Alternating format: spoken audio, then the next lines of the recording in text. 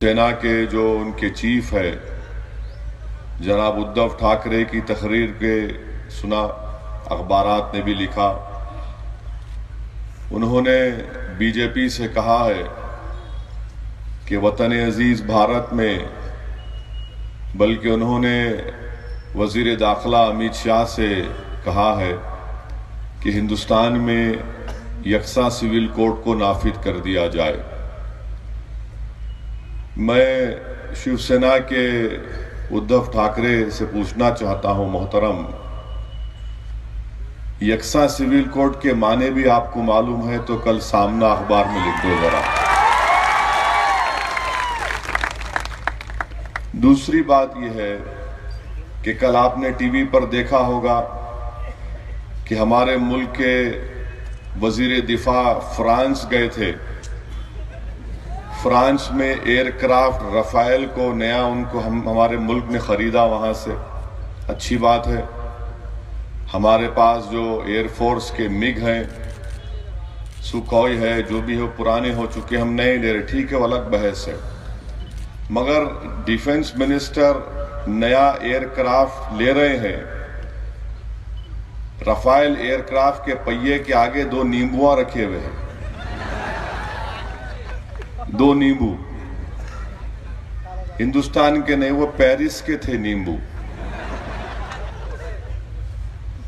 ये हंसने की बात नहीं है, ये सही हुआ है। नया एयरक्राफ्ट ले रहे तो नींबू रख रहे आप। यकसा सिविल कोड कहां से लाएंगे बाबू आप नींबू रखते, कोई हरी मिर्ची लगाता, कोई लाल मिर्ची लगाता, कोई करियापात के पत्ते लगाता। ये हिंदुस्तान की खूबसूरती है कि वजीर दिफा यहां से फ्रांस गए तो भी फ्रांस एक ईसाई मुल्क है, ईसाई बनाकर, वो ईसाई मुल्क है, ज्यादातर ईसाई वहां पर है। हम एयरक्राफ्ट ले रहे तो भी पहिए के बाजू नींबू रख रहे। आप बोल रहे यकसा सिविल कोड नाफिज करो। मैं अपनी नई गाड़ी लिया तो नींबू नहीं रखता हूं। मैं नींबू का शरबत बना के लोगों को घर को बुला के पिलाता हूं। लेको पाशा, नई गाड़ी लिया, पियो। यकसा सिविल कोड कहां से लाएंगे उद्धव ठाकरे आप? अरे जो दिल में आया लंबी लंबी छोड़ रहे। यकसा सिविल कोड हमारे मुल्क में, हमारे हिंदू भाइयों से पूछो आप, दया भागा मिताक्षरा दो स्कूल ऑफ थॉट है। जैसा हमारे पास हनफी, शाफाई, मालिकी, हम्बली है। दया भागा मिताक्षरा एक दूसरे के अलग अलग उनके तरीके हैं, आप एक कर सकते हो उनको। यकसा सिविल कोड ला रहे, आप बात करना चाह रहे हैं। हमारे हिंदू भाइयों को हिंदू अनडिवाइडेड फैमिली में इनकम टैक्स में रिबेट मिलता। बड़े बड़े करोड़पतियां हैं, इनकम टैक्स देने आए कि बोलते नहीं, हम हिंदू अनडिवाइडेड फैमिली है, टैक्स में कमी ले लेते। तो हमको भी दो ना। हमारे पास भी, आप ही खुद बोलते मुसलमानों के पास बहुत बच्चे हैं। हमारा भी जॉइंट फैमिली, आज खाना खा किया, अली खां करे, पूरा जॉइंट फैमिली है। यकसा सिविल कोड लेके आएंगे। हिंदुस्तान के संविधान में यकसा सिविल कोड एक डायरेक्टिव प्रिंसिपल है। फंडामेंटल राइट में, डायरेक्टिव प्रिंसिपल में जमीन आसमान का फर्क है। और फंडामेंटल राइट यह है कि इंसान को साफ पीने का पानी मिलना।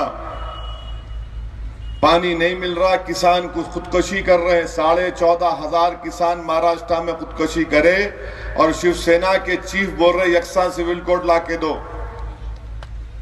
अजीब व गरीब इनकी मंतिक है। यकसा सिविल कोड ला के दो। एयरक्राफ्ट ले रहे तो नींबू रख रहे। आप रखो, नींबू रखो, खरबूजा रखो, तरबूजा रखो, अंगूर रखो, क्या क्या रखते रखो, आपको मालूम, आपका तरीका है। मगर आप या मैं अपना तरीका आप पे मुसलत तो नहीं कर सकता ना। दूसरी बात यह है कि कल आरएसएस के सरसंघचालक, उनके बहुत बड़े, उन्हें उठा के बोल दिए कि पूरे क्या कहा उन्हें कि मॉब लिंचिंग जो होती है वो हिंदुस्तान की नहीं होती, वो बाहर कोई दूसरे मुल्क से आई, कोई दूसरे मजहब से उसका ताल्लुक है।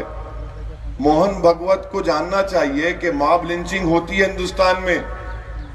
दिल्ली की सड़कों पर इंदिरा गांधी के कत्ल के बाद हजारों सिखों को मारा गया। मारने वाले मुसलमान थे क्या? सिख जो चल रहा था उनके गले में जलते हुए टायरों को डाल दिया गया था। वो मॉब लिंचिंग नहीं थी आरएसएस के लोगों? वो कौन किया आपको मालूम? अब तक इंसाफ नहीं मिला सिखों को। 2002 में गुजरात हुआ, एक लड़की जो एक अपने गांव से भाग रही थी, हामिला है, साथ में एक उसकी 2 साला बच्ची है, उसके साथ के खानदान के 8-9 लोगों को कत्ल कर दिया गया। उस बच्ची से 12 लोगों ने अपना मुंह काला किया, उसका हमल साकित हो गया।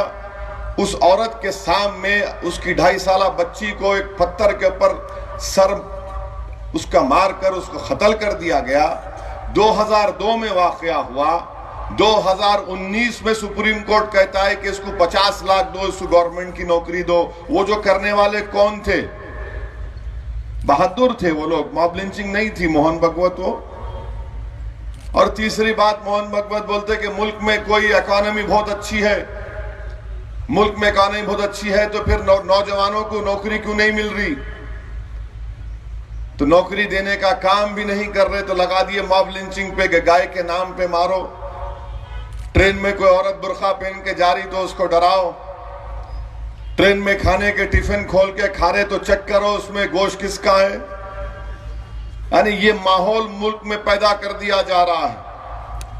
मेरे अजीज दोस्तों और बुजुर्गों, चौथी बात यह है कि एनआरसी लाएंगे पूरे मुल्क में। अमित शाह बोलते आसाम में, बॉर्डर है आसाम का बांग्लादेश से, आसाम में एनआरसी हुआ, 3 करोड़ 11 लाख लोगों के नाम आए, 19 लाख लोगों के नाम नहीं आए, जिसमें से बोलते हैं कि 6-7 लाख मुसलमान है, बाकी दूसरे तबके के गोरखा है, आदिवासी लोग हैं। आपको मालूम आसाम के एनआरसी का कितना खर्चा आया? 1200 करोड़ रुपये। पूरे मुल्क में अमित शाह करने जाएंगे। शाह साहब, ये आपकी शाही नहीं चल सकती, ये आपका पैसा नहीं है, हिंदुस्तान का, भारत का पैसा है। आसाम में 1200 करोड़, मुल्क में अगर एनआरसी करना है तो 20,000 करोड़ के ऊपर होगा।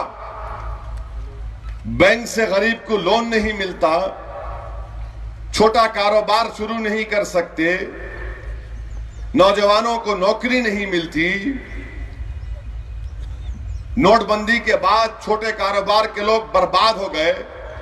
तो हिंदुस्तान के वजीर दाखिला और वजीर आजम एनआरसी लाना चाहते हैं। 20,000 करोड़ रुपये खर्चा करेंगे, उसके बाद पहाड़ खोद के चूहा भी नहीं निकलेगा इंशाअल्लाह उसमें से। मगर मकसद क्या है कि डराना। डराना किसको? डराना मुस्लिम अक़लियत को डराना। याद रखो, इस मुल्क में मेरी तारीख 100 साल की नहीं है, 200 साल की नहीं है, 300 साल की नहीं है, 400 साल की नहीं है। इस मुल्क में मेरी तारीख 1100 साल की मेरी तारीख है। 1100 साल की तारीख है। अब आप कहां कहां से एनआरसी पूछेंगे, किस किस से जाके पूछेंगे? मकसद एक ही है कि एक डर और खौफ का माहौल पैदा किया जाए।